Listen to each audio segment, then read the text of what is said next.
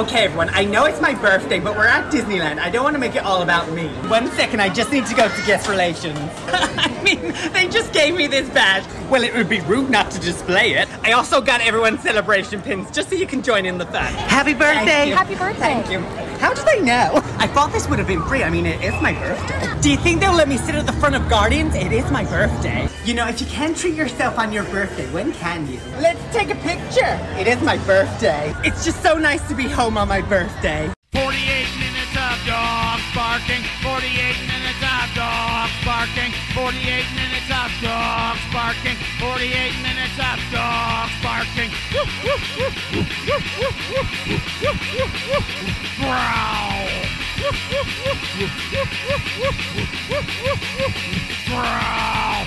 48 minutes of dogs barking, 48 minutes of dogs barking.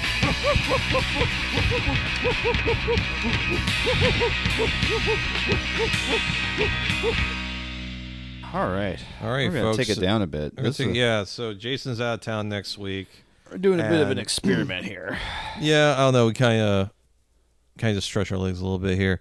Didn't want to record 2 full episodes back to back, so we're just kind of riffing here, and didn't want to take a week off, so we want to give something for our 45 listeners. It's 5.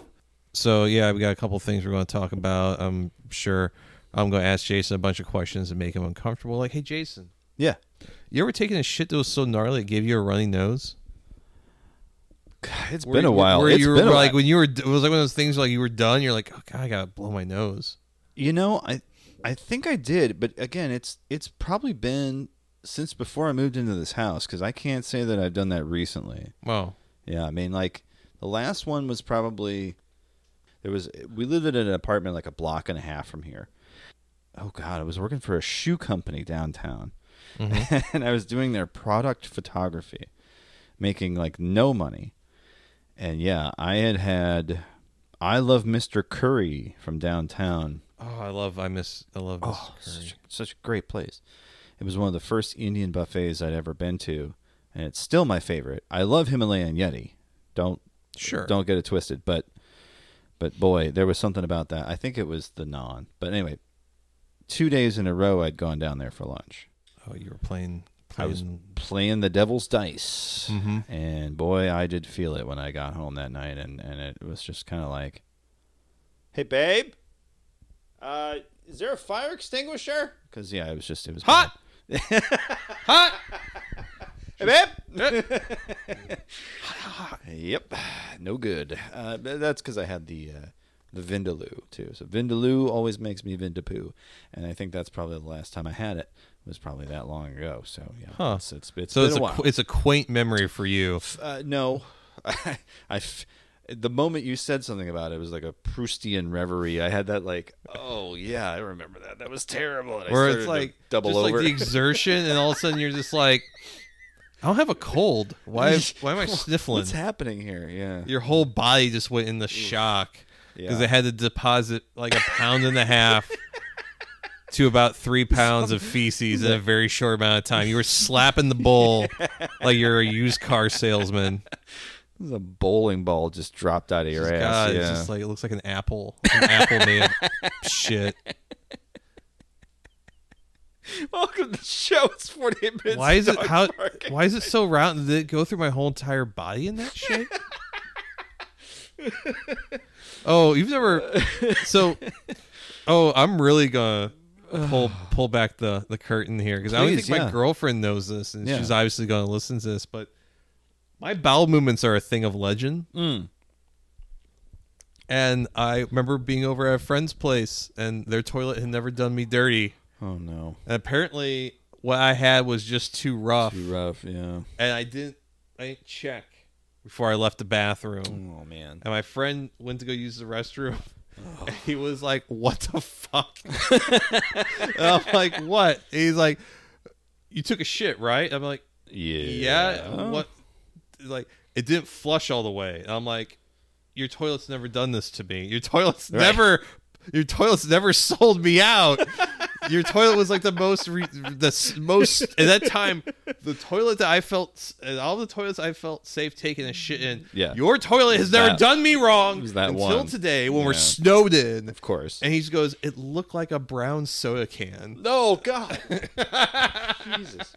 Like, it's crisp and refreshing. Why don't you go why don't you reach into the cool waters and get Grab yourself one? Yeah, crack it open. I was like, that's really embarrassing. And he was just like, you weren't joking. Like, all these years, I thought you were joking about the shits you took. No. I'm like, no. It's like sometimes it looks like something that shouldn't come out of a human body. Yeah, for sure. I kind of have the opposite problem. Your shits are meek and unworthy of the toilet. I don't think it's that. I think it's that there's a lot of volume, but they're not solid. You're a spurter. Yeah, is it like pieces of brown cotton? No, it's okay. I do eat a lot of fatty foods, so there's a lot of so a lot of that doesn't quite. It's not as solid. We'll put it that way. My dietary fiber probably not the greatest. Yeah, I eat a lot of fiber. Okay, so then that's probably where a lot of girth pushing through. Exactly right. Well, see, mine is more.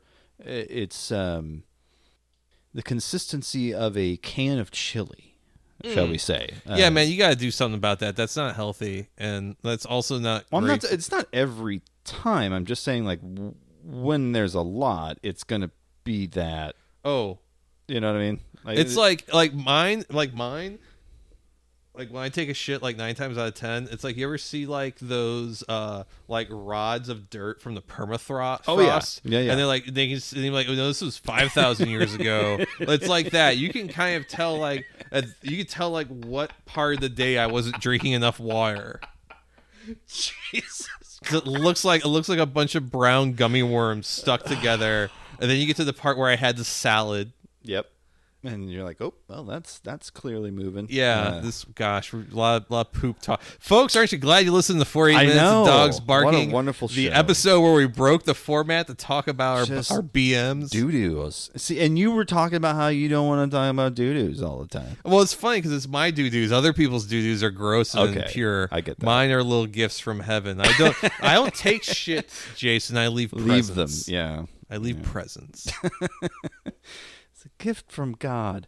I did want to talk about some stuff though, not just doo-doos or jacking shitting out off. Your doo-doo ass. Yeah, I did have a couple things that I didn't think warranted inclusion in a already stacked and packed episode, because it was definitely stacked, like your friend's older sister. Indeed, a couple of them kind of slipped through the cracks just because they're so new, and I didn't really have a point of view on them just yet, but I wanted to read just excerpts from them and kind of get your reaction to them, because there's two that are kind of on the opposite spectrum of not necessarily the culture wars, but talking about culture in general. Sure. All right. So a piece in Dazed, that is the Life and Culture opinion magazine, James Grieg writing here. The headline, "Everyone Needs to Grow Up." Now, as a 41-year-old man, I don't know why the fuck I decided I was older there for a second. I kind of get what he's saying. But the piece begins, "We are a generation of adult babies."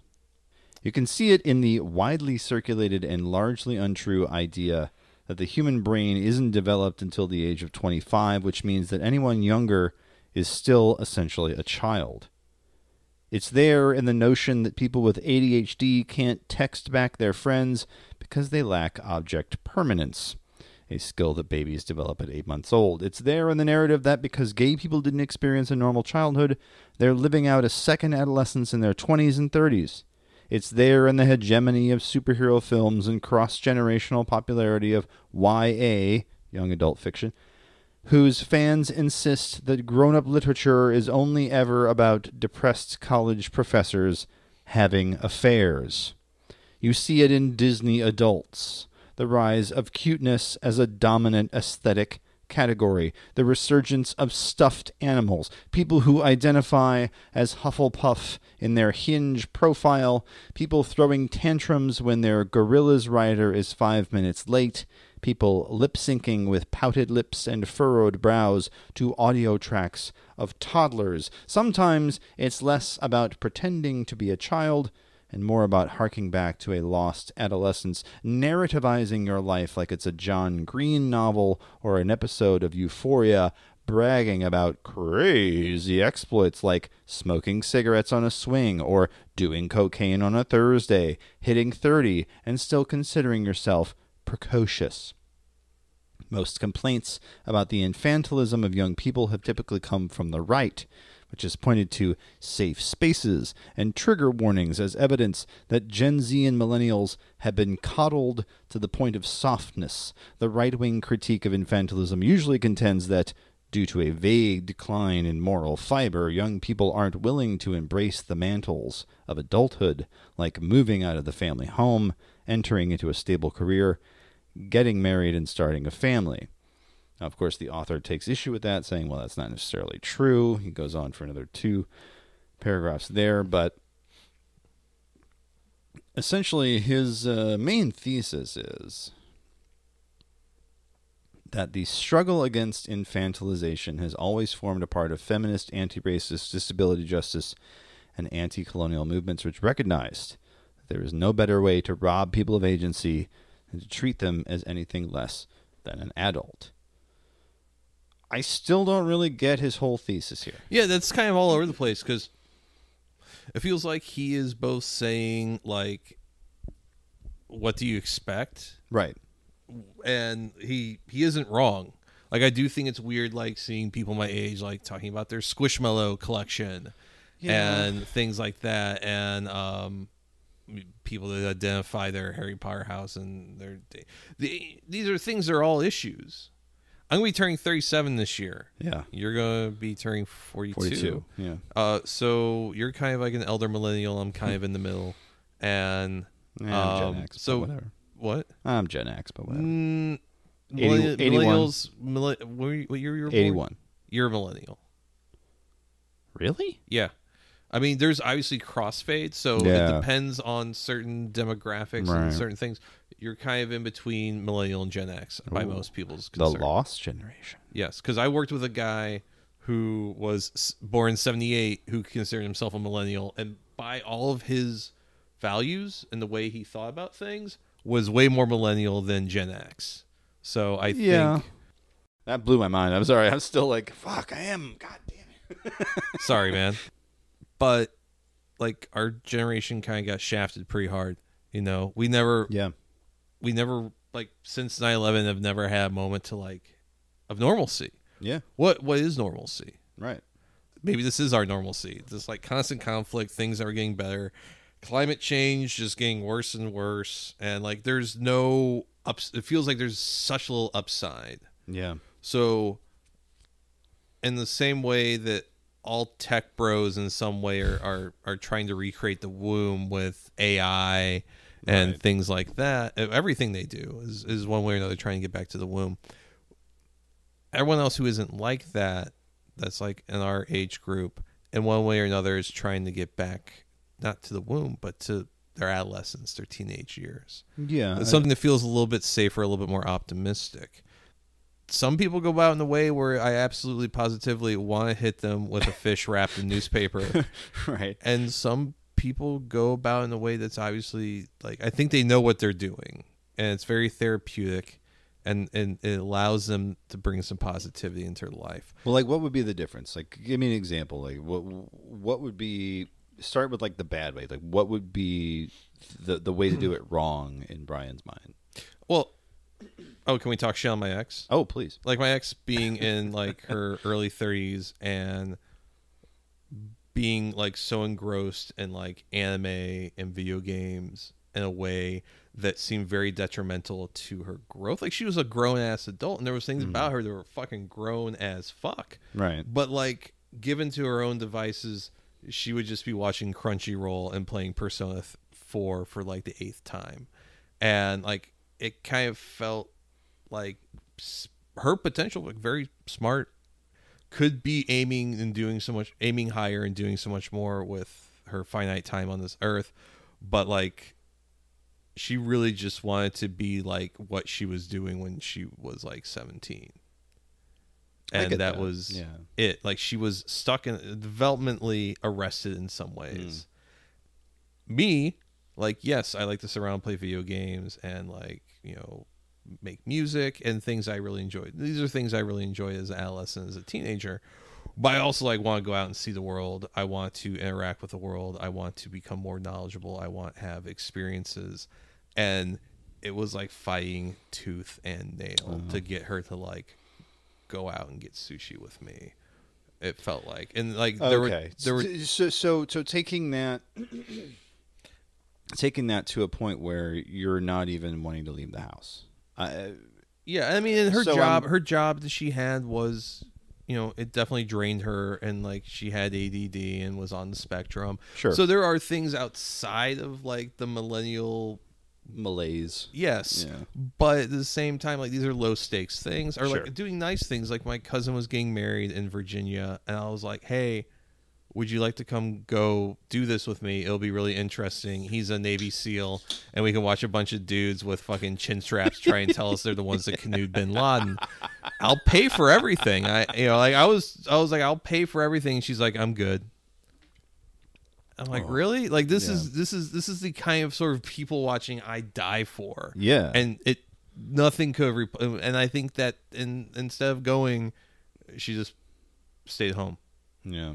And I'm like using my ex as an example. Yeah, she's clearly not the only one. I mean, no, because like that's just like the most relevant example I can give. Yeah. Because I worked with a guy at my last job who was like 27 and like a virgin and had like no social skills and like lied to me about having a YouTube page with a bunch of followers.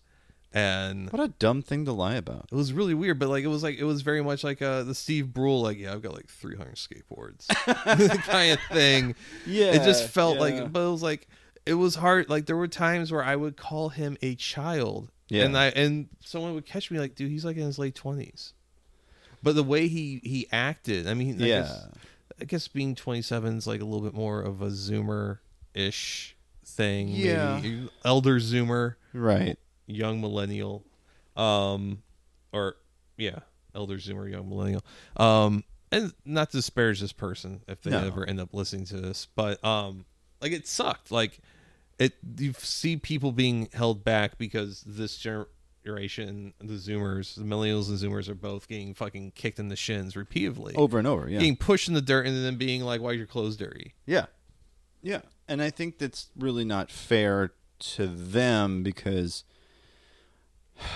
Just since 2008, really. Yeah. There's really just been. I mean, I dropped out of college because I was like, this ain't getting any better. Like, I want to go to college to be an English major. What's the fucking point? I can be a fucking contrarian smartass without the debt. I finished my TV radio, degree in 2004 with an English minor, and did nothing with it. I work for the Dick Sucking Factory LLC, as has been established, but like I work in computers, you know? Yeah.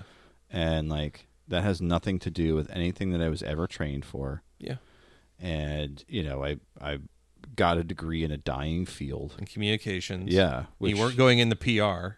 Well, I mean, I guess I could have. Yeah, you could have really sucked the blood out of everything. I very well could have. Well, I mean, look, there's good PR people. I mean, we talked to Ed Zitrun twice on the show. Yeah. Like, we know there's good PR people, but they're very rare. Yeah. You know what I mean? Like, a person like Ed does not come out. I mean, as someone who's getting back into music photography, there's times where I have interactions with PR people and press agents where I want to be like, you're just fucking lying to me. Well, no, those are publicists and not PR. They're different. It's a very different job. Listen. When it's time for them to go up against the wall. All right, fair enough. I'll keep that in mind. But yeah, like I guess I could have. Yeah, I mean, I worked a series of dead-end part-time jobs for a long time, and then I lucked into what I do now. So, sucking dicks and cupping balls. It's a full-time job, let me tell you. And So Kids are always like, Daddy, why are you so tired after work? And like, Daddy's been on his knees for a very long time. I got the kids. knee pads, I got everything. You got your carpal tunnel syndrome. yes. Got the carpal tunnel glove on. Honey, get the cold cream. Yep. I'm having a bad one. Oh, no. The working hands, that's the stuff you got to get, by the way. If you're, The working hands? Yeah. Working hands is good. So someone, bijan.substack.com, wrote a response piece to the We're All Adult Babies. They begin with, I admire the author coming out swinging. That said, this reads like a catalog of things they saw online and didn't like, which is fair, of course, but does not necessarily constitute evidence that, quote, we are a generation of adult babies. The thing about this that I really don't like, other than its childish universalizing, is that it doesn't actually describe offline behavior. The internet is a place where people post things, and crucially, at this juncture, where people know what it means to post things. In other words, at this point, posting is performance. You do it with an awareness that other people can see what you're doing. Everyone knows that anything posted online can go viral and change the poster's life. The author helpfully included a TikTok that belied their misunderstanding of posting as performance in the middle of the piece. The TikTok in question is a woman putting on makeup, lip-syncing to the audio of a toddler. While I'd rather not speculate on why she has, as of this writing, 328,000 followers there, I think it's fairly obvious that she's doing this for a bit of online clout. A better piece might have asked, why do the algorithms that govern online popularity incentivize people posting infantile sensory content? For my own part, I'd guess the answer is some combination of, quote, it's offensive and therefore appealing to many different kinds of people, or people have very strong reactions to it, which is a different way of saying that it boosts engagement and increases the site's all-important growth metrics. Investors famously love this. This is a very astute observation that I felt needed to be kind of brought up as a counterpoint. Because yes, the Disney adults that you see on TikTok, they're not actually at Disney every day. No. They'll record 6 hours of video, chop it up into a minute, and then parcel that out over 2 months or whatever. And they'll spend the rest of their time at home raising their kids or doing whatever actual adult stuff that they do. So this response, I think, really also ties to the part that I still can't wrap my head around. Is like, what is performance and what's not?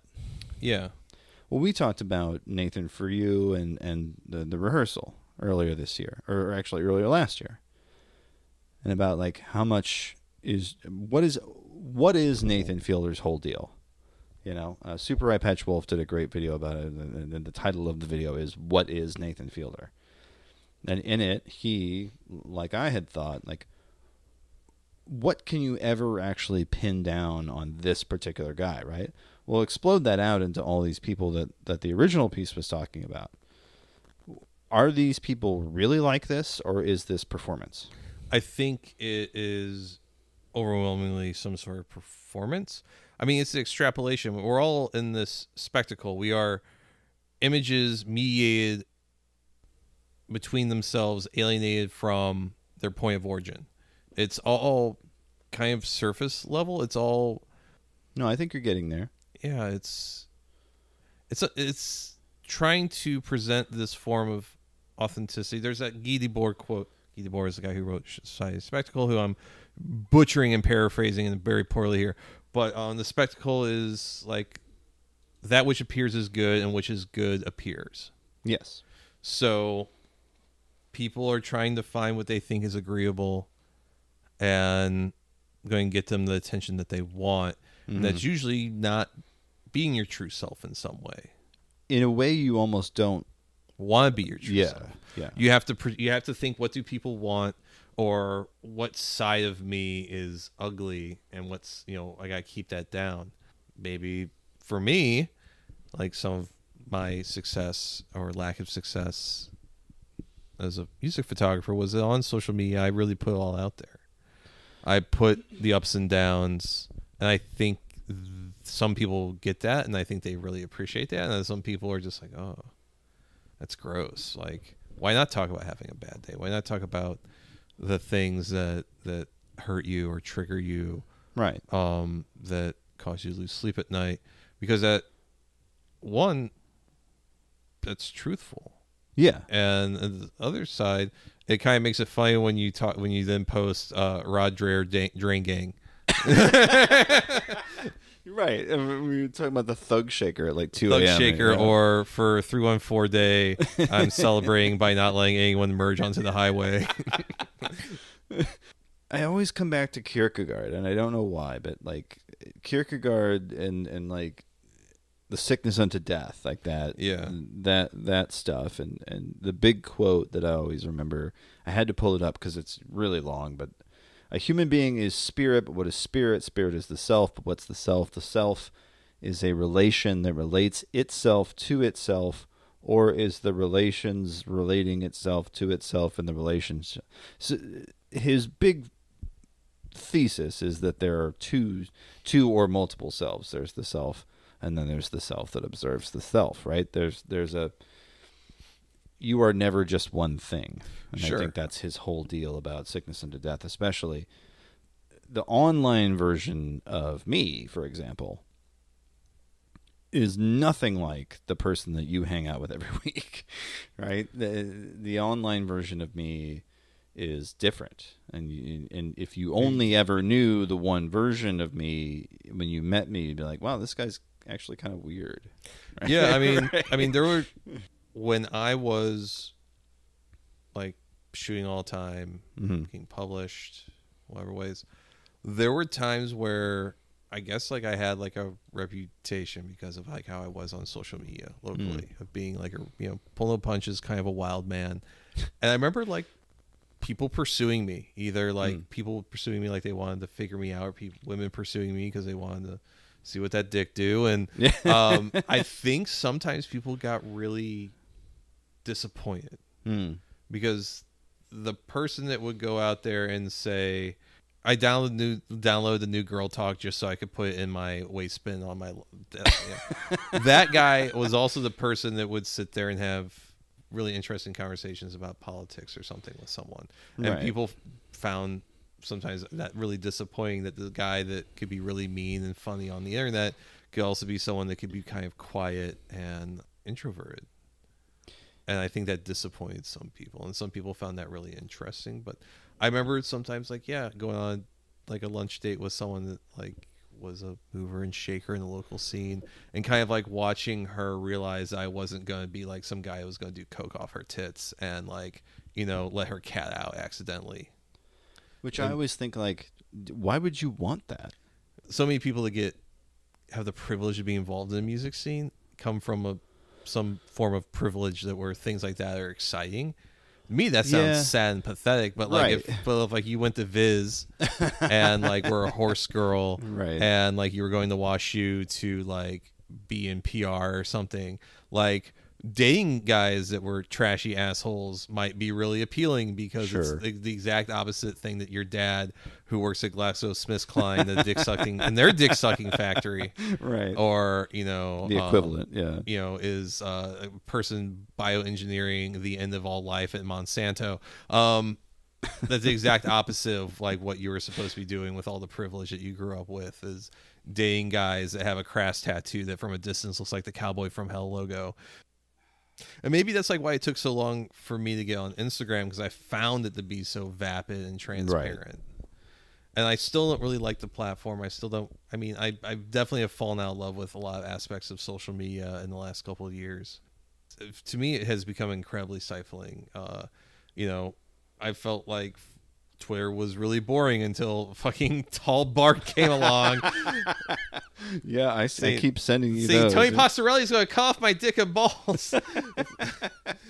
I still got to get you on TikTok, man. Homeless Prophet. I can't do TikTok. That feels like, I feel like if I get into TikTok, the FBI is just going to pull me off into a black site. I've got the weirdest TikTok curated stuff now, because it's all based on what you like, right? So on the For You page, like I follow a whole account that's just like guys unclogging drains. Yeah. That's mesmerizing. I will sit and watch that Oh, yeah. shit for hours. People that are really good at their jobs and like Yeah. yeah. Oh, like there's this like Irish woodworker. Yeah. He's fascinating. I love that guy. Or there's a lady who calls herself the trans handyman. She talks about like, how do you fix a light switch? It's like, well, I've been DIYing my house since I bought it, but also like, that's really interesting. I didn't know that, and I'll still learn stuff. Yeah. But then it's sandwiched in between, like, half the video is Family Guy and half the video is like somebody clogging a pipe with a carrot and like putting epoxy on it.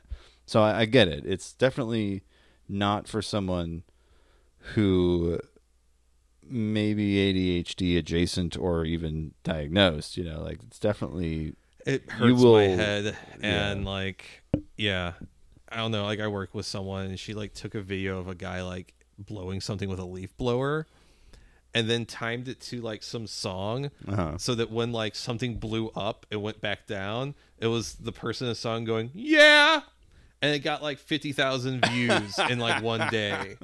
And I'm like, and she's like, "Yeah, I don't really have like any followers." I'm like, that's a fucking weird ass reach. Yeah, I'm still getting alerts from a random AI voice thing I did about Joe Biden going to the beach from old that makes you old.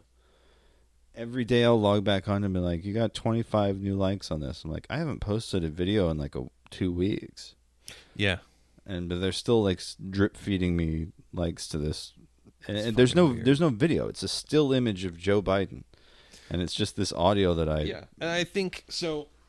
Social media has created this situation where our different personas, our different masks they become outsized from each other, or we don't know how to express things the same way. And also like our generation, millennials and Zoomers, we don't have shit. Yeah. Like I remember here, I'll fucking blow up my own spot. All right. I remember asking my boss for a raise. Oh. And I remember it was like, maybe one day I could put a down payment on a house. And he kind of like I was telling him like what I was looking for, right, as like the first milestone at this job, and he kind of like scoffed at me and went like, you might be able to put a down payment on a door.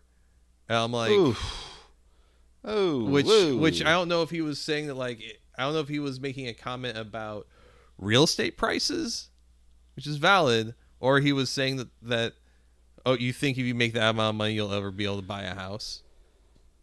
Like, there is a weird thing about that because, yeah, again, 5 years difference between us, and I was able to scoop up a house at the tail end of the financial crisis from 2009. Yeah. But that was only because through some fluke, I was able to pay off a relatively low student loan, and I didn't have any overhead. You know what I mean? Like, we didn't have the money to buy this place, and we got it for a song, and we worked our asses off, and it's a lovely house, and built it up to what it is today. But like, yeah, even 5 years later, the same opportunities are not afforded to someone else. You know what I mean? Like, it's such a stark difference.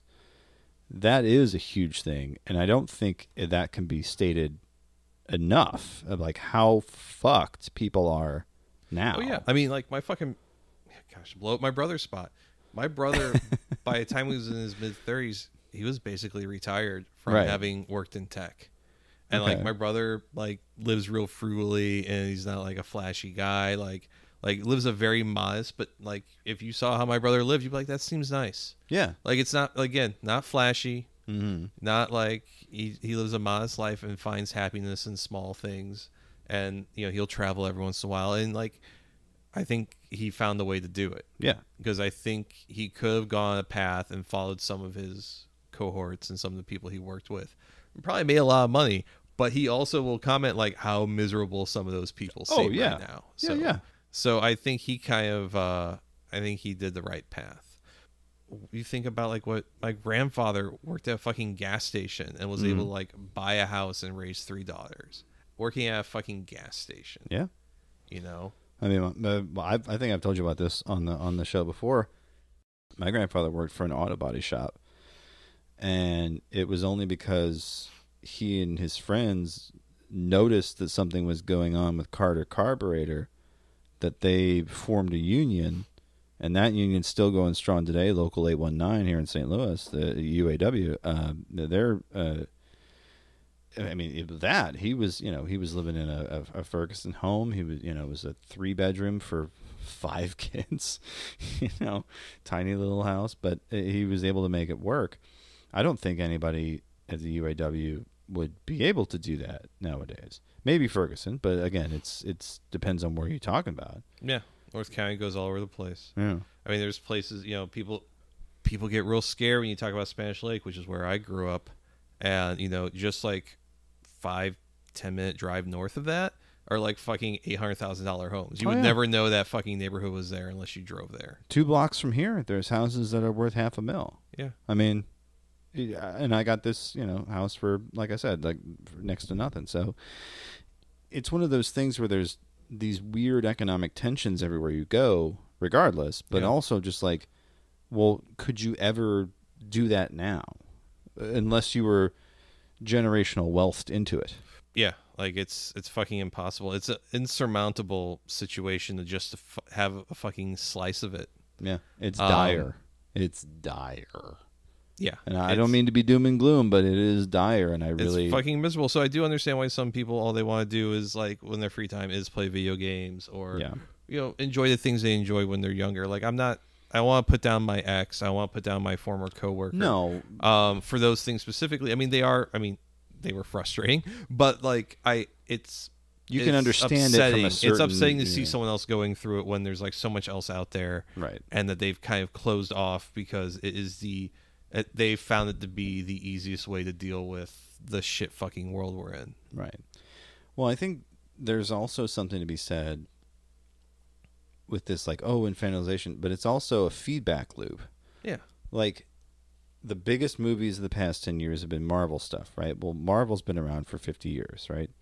And it's just, we're still recycling culture. But, when I was a kid, the biggest movie at the time was fucking Back to the Future, which was recycling to us an idealized version of the 50s. Yeah. So, I mean, it's like it doesn't really change. It's just what's being recycled changes. Like, in the 90s, it was the fucking Scooby-Doo was a big deal. Yeah. Right? The Scooby-Doo was a big deal again. And you had a Sarah Michelle Gellar in a fucking Scooby-Doo movie. And, like... Okay, like it's this nostalgia cycle, but what's unfortunate is the nostalgia cycle is shrinking. You went from 30 years with Back to the Future, and then what was it, 30, 40 years with Scooby-Doo, but now we're getting to the point where like Y2K culture. Yeah. Oh, fuck, yeah. I mean, I saw that, like, in California in 2014. That was more, like, terminally online Tumblr kids. It wasn't really getting into, like, what... Vaporwave had its own... Yeah, C-Wave, C-Punk. C-Punk, yeah. Yeah. I mean, there's definitely crests, but, man, as far as, like, shit in the monoculture, like, even Stranger Things, we're back to recycling 80s and early 90s shit. Yeah, which is not, again, it's not in and of itself a bad thing, but when it becomes that's all there is, that's when I start. When we're only looking backwards because things were less complicated, or again has some sense of optimism, or at least, I mean, I also think sometimes media gets placed in the 80s and 90s because there aren't cell phones and things like that. So sure, there's narrative ways to kind of circumvent. But there is. I mean, that was one of the things I did not like about Stranger Things. But sometimes it made me feel, am I supposed to go buy fucking something now? You dicks? Yeah. Are you like? Did someone come and increase your palms so you can have the fucking Walden's book? Like, not that Walden's book's still around, but like it felt like I'm someone here has an agenda to make me consume something within that's being projected in this media. There was definitely 7-Eleven stuff with Sergey in that season. Look at the cherry Slurpee. Oh boy, I want a cherry Slurpee now, Brian. There is a cynical viewpoint, which unfortunately I ascribe to a lot of the times, and I am definitely on the lookout for it because Oh yeah, I grew up being very critical of media. Right. So I can sometimes sniff this shit out before it even happens. Right. It's just like the movie that had the least amount of that I saw in the past year was probably two that I can think of. Was probably Avatar: Way of Water. Although they did have the guy with the Avatar-sized Oakleys. There was a guy in the background. He was one of the because isn't like the humans do the avatar Yeah. thing, but Yeah. so they're like they're operators, but they're But they're- avatars. Oh yeah, they're all kitted out. And they all, They look like it's so. I saw the screen caps, but it's Yeah. like I almost want to see the movie just for that scene and then walk out. yeah. Like, all right, I've seen it. No, I mean I enjoyed it, but yeah, it's like there's a few of What those. if the avatars were near water? What if the blue mice had their weird dreadlock sex in the water? I never thought that Jake Sully would learn the way of water, but sure enough, by the end of the 2 hours and Damn 45 it, that minutes, boy learned. he learned He it. did good. He did better than anyone ever done. He was a big boy. Jake Sully, just what a dipshit character. But the menu was the other one. No brands on it. It was all kind of its own Yeah. thing. You know, it felt very much of itself. Yeah. Because there's even moments in like Everything Everywhere All at Once, which did a bang up job at the Oscars. I'm really proud of Michelle Yeoh and Ke Kwan. Even in that movie, there's some moments where it's not explicit. You know, they're never like Michelle Yeoh never turns to the camera as like, I love these Cheerios, but there's just it's Wow, if we keep buying all these Cheerios, which are so delicious, we won't be able to pay off our loan. right. Our family will be out in the street and destitute. Why? Why must General Mills make these Cheetos so delicious, and unassailable? But at the same time, you know, Ke Kwan's character is going around putting googly eyes on things. And, of course, the next day after that movie comes out, Amazon listings for Everything Ever All at Once googly eyes are out. So, I mean, like, it's just... It's Everything is waiting to be cheapened and photocopied into irrelevance. Right. And I think that's a part of why some people were like, well, if I'm going to do that, I might as well do it to something that is familiar and comfortable. And that's where you get return guys talking about the N64. The N64 sucked. I'm going to be honest with you. Not my favorite. I mean, there's a lot of PlayStation games that sucked, but there were more PlayStation games that whipped ass than there were N64 games. I think the N64, honestly, here's my hot take. Okay. Peaked at launch. Probably. Pilot Wings and Mario 64, pretty much like... I don't even like Ocarina of Time. I one time was able to find a rhythm where I could get pretty far into that game, and that was many, many years ago, and I dare not try again. I thought Banjo-Kazooie was awful. Yeah. Blast Corps was fun, yeah. The not Twisted Metal, what's the other one? Vigilante 8. That was one that was available on the PlayStation. And it was better on the PlayStation. Yeah, agreed. But Tony Hawk, same thing. Yeah. There was... Oh, man, Tony Hawk and the N64, rough. Tony Hawk on the Dreamcast, though? Oh, yeah. By the way, if you're not going to mess with the PS4 remake of Tony Hawk... I found it weird because they changed the physics still. It was a little weird, yeah. Because there were things like... I played so much Tony Hawk when I was younger that I kind of still have that muscle memory. Yeah, yeah. It was still, I was not nailing shit. And I'm like, No. Friend of the pod, Danny, has it on his PS5, and I was playing it. I was like, this sucks. Like, he's like, what do you mean? Like, the lighting is too distracting, and the physics are just off enough that, like, my muscle memory isn't right. And I was like, I just want to, my return is I just want to find like a Dreamcast with Tony Hawk Pro Skater 2. The only way you're going to get that, unfortunately, is through emulation, unless you want to spend $200. So yeah, that's I think a lot of where I'm winding up. It's like not necessarily, oh, I want to go back to that, but like, oh, I want to have that available to me. Yeah, because I think I want to play Power Stone. Sure, but I don't want to I want to like meld my personality around being like I'm a guy who still plays Power Stone. I've got ill bled. I've got ill bled in the original jewel case. Yeah, that part of that is just that it's so fucking expensive. Retro gaming has gone off the fucking rails. Did I ever tell you about the idea I had of buying like that 9.9 condition crow trigger and then throwing it in like the fucking gorilla pen at the zoo? Oh my! Did I ever tell you about that idea? No, because it was like $900, and Yeah. I was like, I want to do a Kickstarter, Yeah, to get the money, or do a GoFundMe. And then I realized like there could be some really weird legal implications that I'm not sure if I want to owe up to. you'd be of throwing the world's most mint condition copy of Chrono Trigger into an endangered animals enclosure. especially like if you own a Nintendo Switch, and if you're subscribed to the Switch Online, Yeah. you can play Chrono Trigger right now. Oh, really? Like, so it's not, or if you went out and got the SNES Mini, you I have that. Okay. I've never opened it. Well, I'll tell you off mic. There's a few wonderful little. I heard that like you can flash it and put like every game on there. Yeah, you can do all sorts of stuff to it. So, same with the PlayStation Classic. That's another thing though. Like PlayStation Classic sucked. Yeah, because guess what? A lot of PlayStation games don't age well. Yeah. Oh, you're gonna sell me Jumping Flash again? Great. Okay.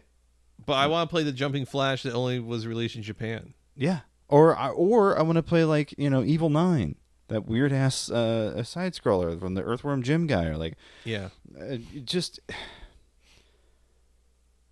anytime that you have another bit of plastic that you gotta fucking have around, that's like you're selling me my childhood again. No, thank you. I will figure out another way to do it. Yeah. I'll have. There's entire stores that their whole deal is just like we're nostalgia. Yeah. Or is that place that's like fucking at the South County Mall? There's some lunchbox that's like all like.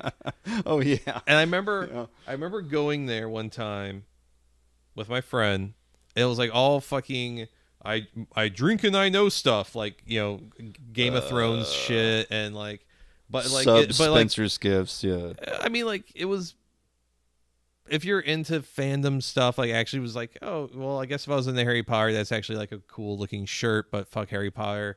But I remember like in the far corner, like behind everything, there was like their little clearance section, and there was a Parappa the Rappa hat.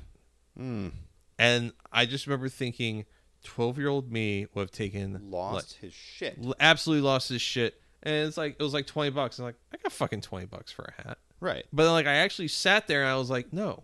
Yeah, because that's how it starts. No. Like, y'all should have got me 20 years ago. Right. Yeah. When that shit was hot. Yeah. Like, I remember my brother telling me, like, at the fucking Stony store at the Metatron, or where the fuck it was called in San Francisco, that they had the Parappa the Happa beanie. And I was like, send me one. I was like losing my fucking. I love, even though like last week's shot.jpg.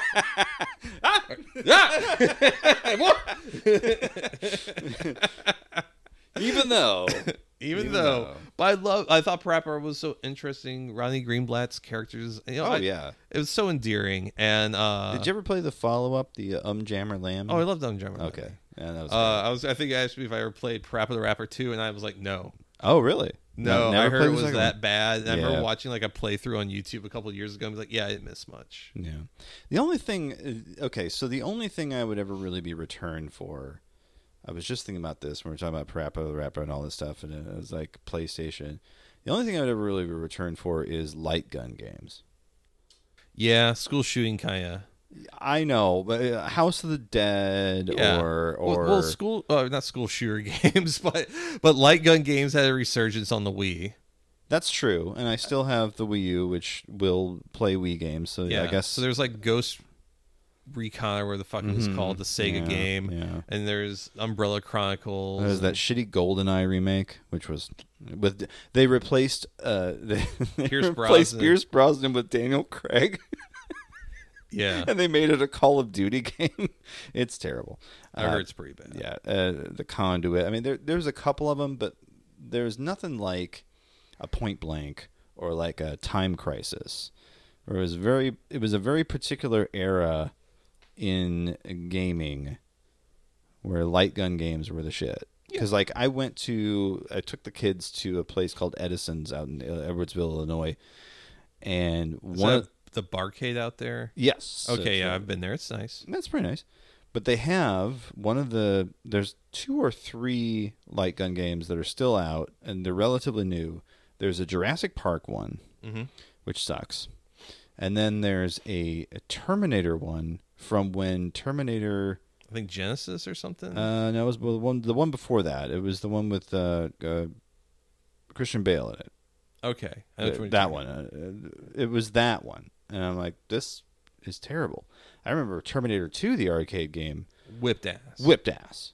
And even on the ports, even the ones where you had to like play on your controller, still whipped ass. But for whatever reason, this new Terminator game was like, something's missing.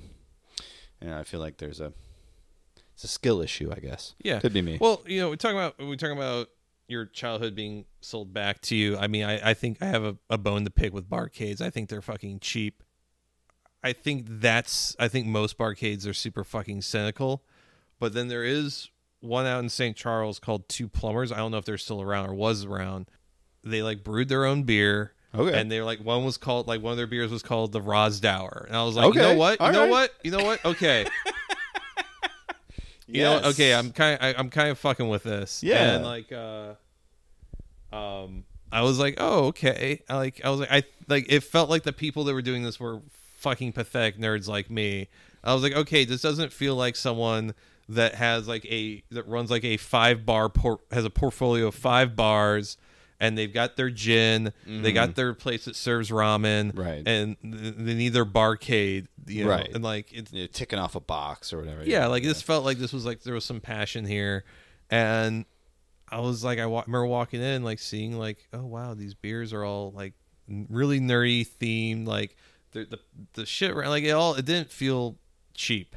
It didn't feel cynical. Yeah, and then like I was like looking around, like, is that a Kraken DJ2?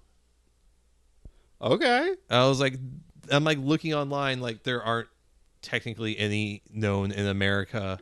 I knew of a guy that was very creepy that ran a video game store in St. Charles County that had a Kraken DJ in his basement, and it sounded really creepy, the things you would have to say to go look at it. And so I'm like, it's a quiet Saturday, I'm going to put some fours in this motherfucker. And it was loud, obnoxious. I'm sure everyone there hated me, but I'm like, this is fucking cool. Right.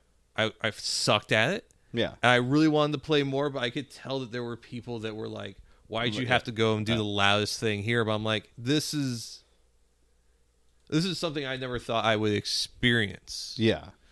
I will say there is a place called the Neutral Zone. It's very much like Two Plumbers. Now, of course, it's more family friendly, so there's no beer or whatever, but you get an all day pass. It's literally all day, noon to close. Oh yes, I remember this place now. I was really drawing a blank for a second. Yeah, but yes, it's a wonderful place, and it is lovingly restored retro games. It's a bit of a drive from here, but it's probably going to be the most authentic experience that you have doing that, because it's someone with a passion for it. Yeah. Much like you mentioned the Two Plumbers place. It's someone who actually knows their stuff and isn't just filling it with a golden tea machine or whatever. And like here's an old Mortal Kombat. Here's like some shit that I bought. Yeah. They had a lovingly restored Rampage World Tour machine. They had the 6-player X-Men arcade machine. Like, these guys knew what they were doing. They had the Simpsons one. They had some real classics. I mean, even going as far back as I think they have a Galga. You know what I mean? Yeah, I remember walking past it one time and that they had like the Sega Star Wars. Oh yeah. And I was like, ooh, okay. Yeah, I've definitely spent a lot of time at that particular establishment, finally beating the Sega Star Wars, the movie arcade game. Yeah. But so those places, those passion projects, those people, feel more real than like, oh, we're gonna put a bunch of random arcade machines in a bar and just say, you know, it's Thirsty Thursday, come down. You know? Yeah, like, oh, we're having DJ Moth here for some reason. Yeah, well, it's like that fucking anime store that's at one of the fucking outlet malls off 40, the anime egg roll. Yeah, yeah. And like you walk in there and like the couple that owns it, you look at them and you go, yep. Mm-hmm. Yeah, these people. This fits. Yeah. Yeah, I do not doubt the sincerity of this place. Yeah. Oh yeah. They got the fucking the viewing room in the back that like when you like it's open air. Yeah. But you walk back there and it's like the air's It's a little thicker. Yep. A little bit more fried foody. And like there's no one back here. Is this Right. just like the ambient existence? Like, okay. Like they captured the anime convention experience. Let's put it that way. Yeah.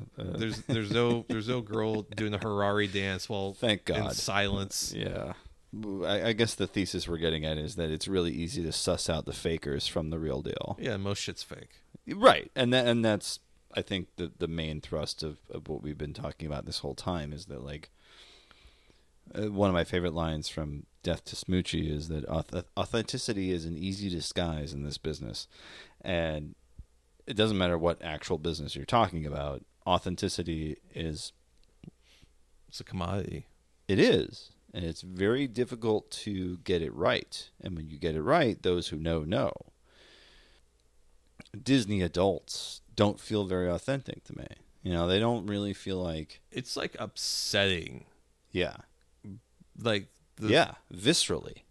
The easiest blocks I've ever got on Twitter were Disney adults. Yes. Yeah. I used to work with one. I worked at a radio station, and there was this woman who, you know, like it would be like going on Hajj. She would go every year. She would go to Disney. She would go to Hajj and she would walk around the Magic Kingdom 3 times. Yes. And I always thought that was very strange because again, she didn't have children at the time. So, you know, it was just I don't want to give him too much credit and say it's like Lynchian, but it does feel that weird dream logic of where like something's wrong. Yeah, something here is off track. Yeah, I get that same way with like, because I still like anime and I mean, God, you and I went to see Evangelion, but like, there's a point at which enjoying anime and becoming a 41-year-old weeb, there's a line. Oh, I mean, like my girlfriend does not like anime, but I've like shown her some stuff, and she's like, "Oh, this is really good." I'm like, "Yeah, most of it isn't." Right. Like, there's a lot of awful pandering crap in anime, but there's also some stuff that like Perfect Blue, or Ava that really can resonate, and same like there was a time where I didn't play video games much because like. The Xbox 360 PS3 era was really... It was brown. It was all brown. It was shitty. I don't think it was until New Vegas that I played Fallout 3. I'm like, oh, this is fun. But like New Vegas, I'm like, this is really... I could have probably at some point been like a New Vegas speedrunner. Like I knew... Yeah. You knew it inside and out. Yeah, it was pretty absurd. But yeah, there'll be times where like I don't go see movies for a long time because they all fucking suck. I mean, there was a time 10, 12 years ago going to see movies sucked. Yeah. I mean, it still is. I mean, it just depends on the month. You know what I mean? Right. Like but there's whole years where like nothing happened movie wise. Like, you know, you have a couple indie hits and stuff like that. You go see something to Tivoli, but sometimes it felt really barren. Like I don't want to see a movie just because Hannibal Buress has 3 lines in it and he goes whack.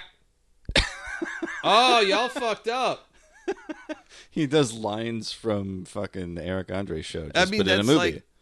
Like, there's a couple movies he did where that's all he just kind of just like lean back, eyes barely open, go, I don't think that's legal.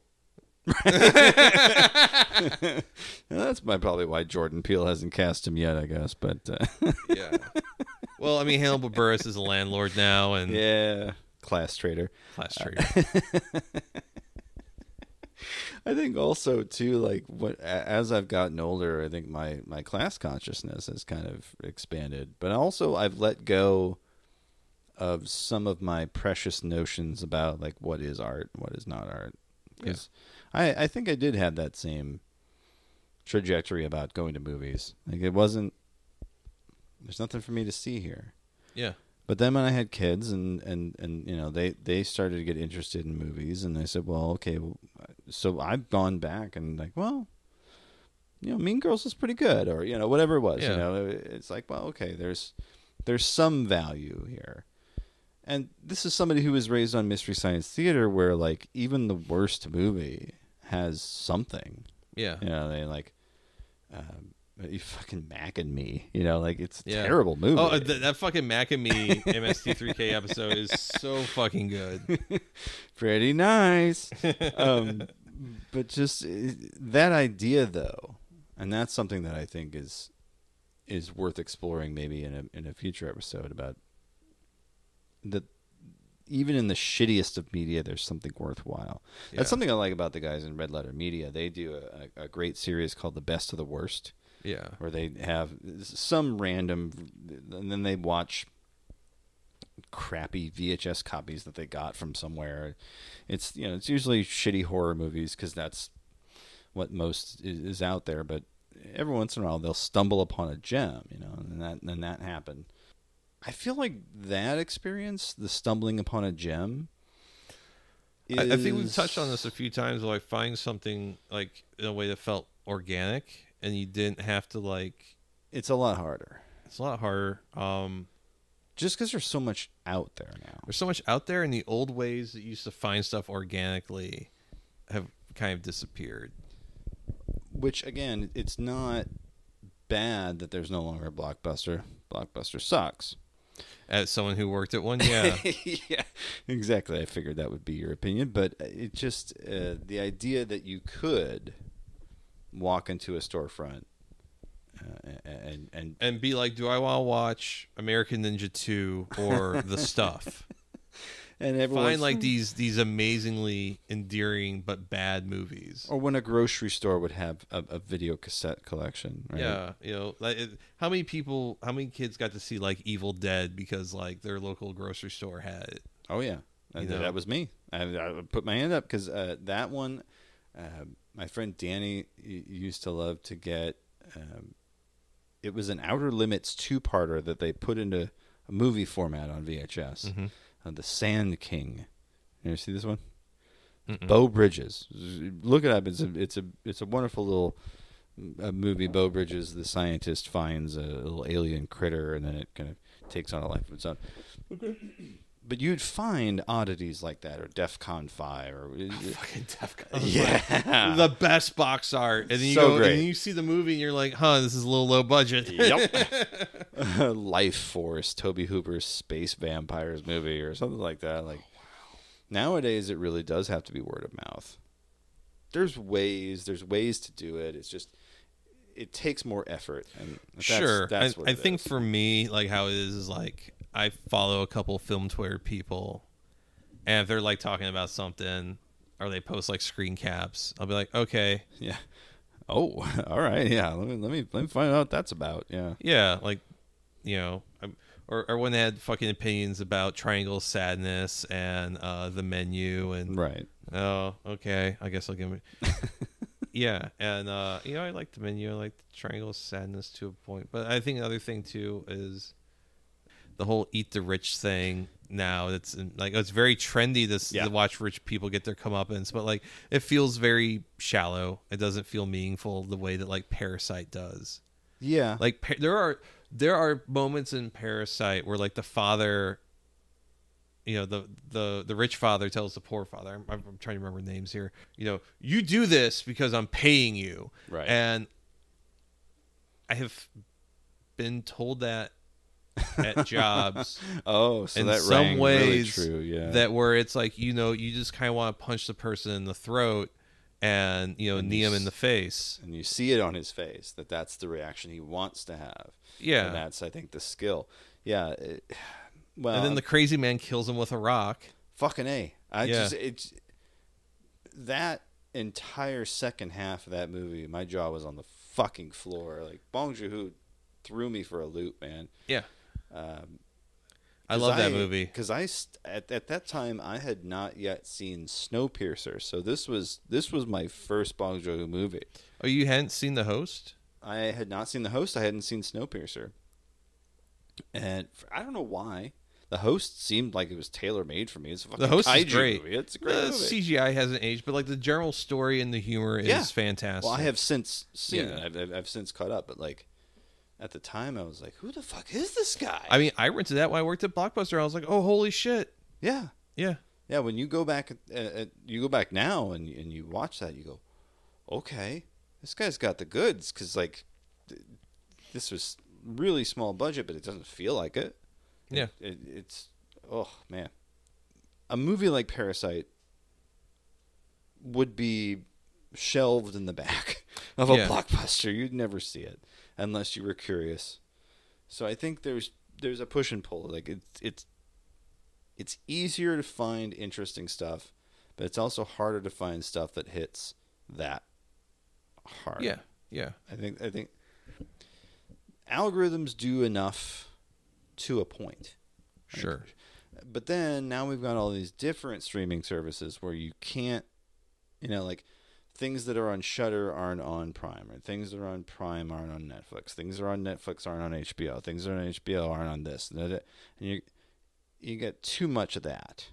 Too much noise. Too much noise. Not enough signal. Not enough signal. Not enough, folks. Not enough signal. There's too many things vying for our attention. Yeah.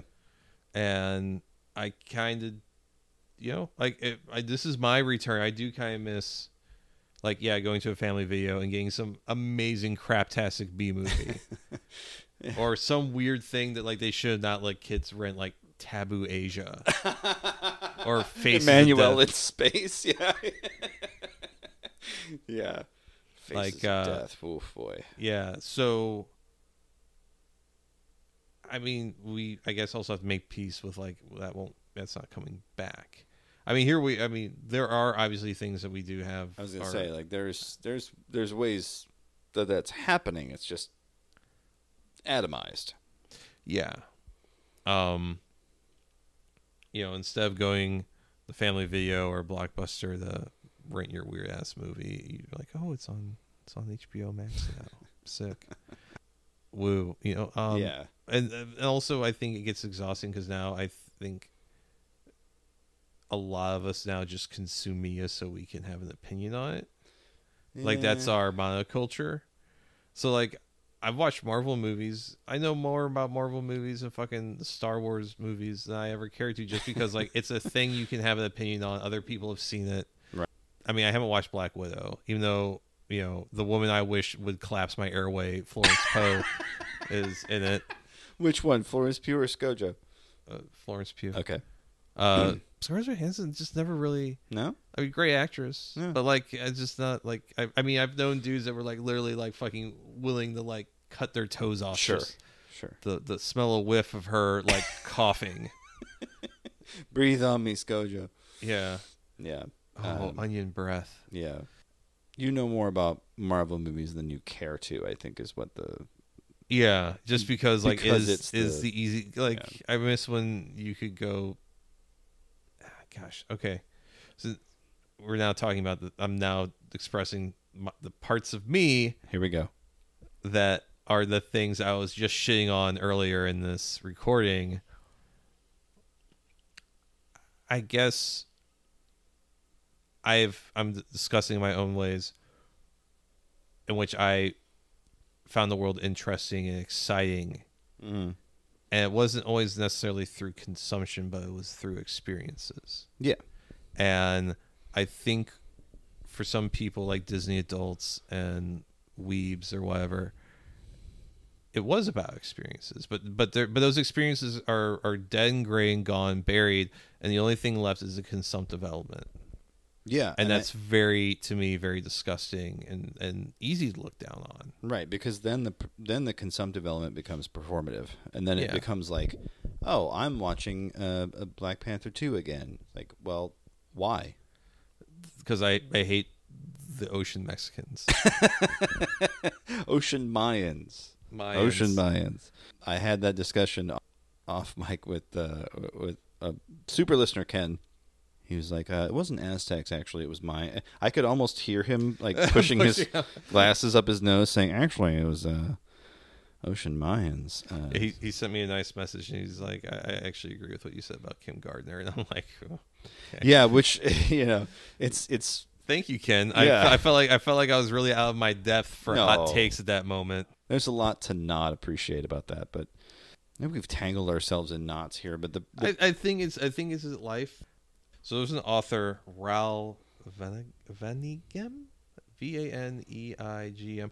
One of those things where like I've never heard anyone who wasn't me say his name out Right. loud, so I don't have any frame of yeah. reference with the proper pronunciation of his name is. But he's a Belgian writer, and he's mostly known for writing a book called The Revolution of Everyday Life. I actually kind of like The Revolution of Everyday Life a little bit more than Guy Debord's Society Spectacle, because the English translation of Society Spectacle is very stiff. Yeah. And it's not very everyman vernacular. Yeah. Whereas the English translation of Revolution of Everyday Life is very easy to understand. And I think it's a little bit more poetic and a little bit more down to earth. Doesn't make me think any less of Society Spectacle's importance. But if I had to read one on a flight, I would probably pick Revolution of Everyday Life. Sure. And there's a chapter in Revolution of Everyday Life where Raoul, different chapters about giving and receiving. All gift giving is a selfish act, and one for the act of the gift giver. Okay. Because you're expecting something in return and things like that, which when I was like fucking 15 was a revolutionary idea. Right. And I'm pretty sure for people in the 60s was probably a little bit of one still. But there's a chapter called Survival Sickness, which is kind of, gosh, I haven't read this in years, but the paraphrase at best from my memory is that like life through abundance, through modern capitalism, modern modes of production and consumption, we're kind of fat and happy, but now fat and happy is turned into fat and miserable. He talks about the colors of life graying, and that it would all kind of be better to just be crushed to death by a rock. Damn. Yeah. Well, that about does it for the book. But I think the malaise. Yeah, it's a modern malaise. It absolutely is. I mean, I think we all are experiencing survival sickness here at the peak of late capitalism. That's one thing about Fight Club that I actually do like. It does talk about what do you do now. Yeah. In this point in time, and it's through like what do men do now that like toxic masculinity is on its way out, and things are changing from like how it was. We don't have, because the Gen Xers in Fight Club do not have the same opportunity as their parents or their grandparents, and so it is a kind of different. What do you do with all of these bodies that don't know where to go? Yeah, these souls that do not have a cause. Yeah. Fight Club is probably the most misunderstood movie and book as far as like what the point was. Like the point was not, hey, go start a bunch of fights with your friends. No, the point was like alienation and this weird macho culture is going to lead us to some really weird shit. And kind of right, yeah, mostly right. We're starting to see it. Like, I mean, look at Andrew Tate. Yeah, and that's a guy that fed into this, or bought into this idea of machoism and masculinity to the point that it consumed him, and you can tell it caved in his chin. Well, there's people who are saying that's steroid withdrawal, so it's 50-50. But there's. Gosh, you're taking steroids, and that's only as Lean Ripley you got? That's it? Yeah. Heavily alienated, atomized individuals that only can find self-expression through buying fucking tchotchkes. Right. Or going to fucking Disney World, or buying, doing the Wakanda Forever thing at Dred Scott's grave. Wearing a kente cloth and kneeling. Yeah. Wearing a kente cloth, putting a penny on Dred Scott's grave. Yeah. Doing the Wakanda Forever thing.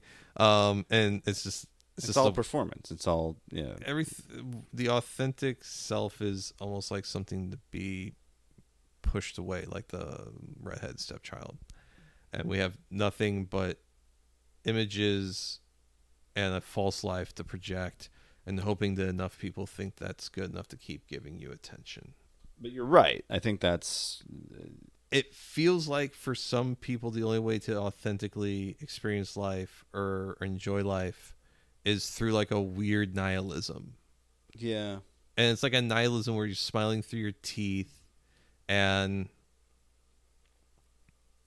like, I hate to say it, I can go on like people's Instagram pages and I can read between the lines. Yeah. And be like, yeah, you get to do all this crust punk shit, because like I go back to like when like the fucking pandemic happened, and like you went to like, your uncle's, second house in like fucking Sedona that wasn't being used, like, yeah. And like me, I'm just a fucking dumbass guy that sounds like an even dumber Jake Flores from a place in North St. Louis County that's so shitty that someone made a bad documentary about how shitty it is. Oh man. So are you saying, what do I know? Or are you saying like... I'm saying like, at least in my ways when I was involved in the music scene and all that, I think I showed my warts and all. Whereas I thought like a lot of people were very much doing the proto of what we see now, a very selective, very curated expression of not maybe even who they are, but what they want people to think they are. Yeah. And I always thought that was lame. Yeah. Always has been. Yeah. But now it's not even just like someone faking it, like so they can have like a radio show at the college radio show, right, at fucking 2 a.m. right, calling smoking banana peels. Hey, it's a great Dead Milkman song. Don't impugn them with that, but I get what you're saying. Gosh, just two people trying to find relevance in their existence, and here we are on a podcast. What better place, right? What better place for white dudes who got a little paunchy and don't know what to do with themselves than to start a podcast about old media? Yeah. That was new media when we were young and had light in our eyes. Now we're just trying to figure out which thing takes off the edge the most, but, doesn't let other people know that you're disassociating. Well, before we get too deep into our existential crises, I think we're going to call it a night. Hey, Jason. Hey, Jason. Yes, sir. What does it mean to be a good person? In my mind, I think a good person is someone who does for others and does not consider the self. I think that's a good description. I think in order to consider yourself a good person, I think there has to be a selflessness almost to an extreme. So yeah, a good person is someone who is willing to perform selflessly even when no one is watching. Oh, I was going to say it was the guys that like are really in the feet. You motherfucker. You got me right at the end there. You son of a bitch. I mean, you're not wrong, but that's not the point. Those are the real heroes of the simps, the feet guys, because if you don't notice, if you're like ever look at like someone who's like does like OnlyFans or whatever, like their Twitter page, they'll put everything out there, but never the feet. Never the feet, because the feet guys will come through. They will, yeah, absolutely. The ass guys and the tit guys.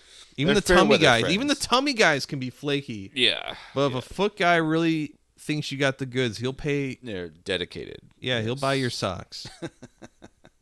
He'll go on your throne or your Amazon wish list and